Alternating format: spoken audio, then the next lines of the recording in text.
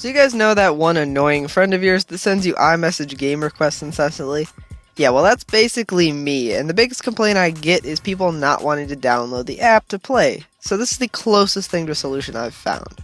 So although you still have to download GamePigeon to play, when you do you'll get like 18 games in one, so you won't have to download a bunch of different apps to play a bunch of different games. So when you download the app, it'll show up in your iMessage app drawer thing here. There's no regular icon that'll show up on your home screen or anything like that. It's all contained within iMessage. So I won't bore you by taking you through all of these, but if I scroll through here, you'll see you have quite a variety of games, and they're constantly adding more. So basically you'll pick a game and send a request, and when whoever you sent it to receives it, they will be prompted to take their turn.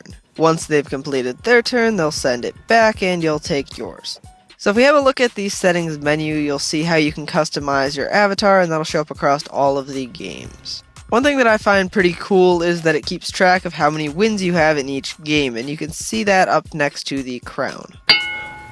As far as how it runs on my 5S, it's perfectly good as you'd expect. None of these are particularly graphically intensive games, so it shouldn't be a problem for whatever device you have. Speaking of different devices, of course this won't work between Android and iOS. Both you and whoever you play will have to be running iOS 10.0 or later, but that does mean it will work just fine with iPads, iPod Touches, and of course an iPhone like I have here.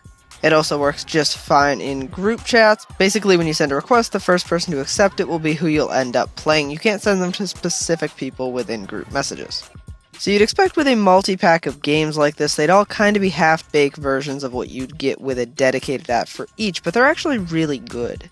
Most of them are just simple games, but that's probably what you're going for. If you're looking for a really in-depth gaming experience, you're probably not going to want to do it in iMessage.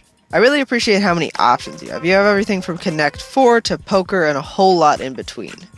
Definitely seems like they take their time when making each of these games, which is something you can't say for a lot of these iMessage games you'll come across. But anyways, I'd give it a 5 out of 5. If you're looking for a way to play chess, checkers, or 20 questions with your friends, I haven't found a better way yet.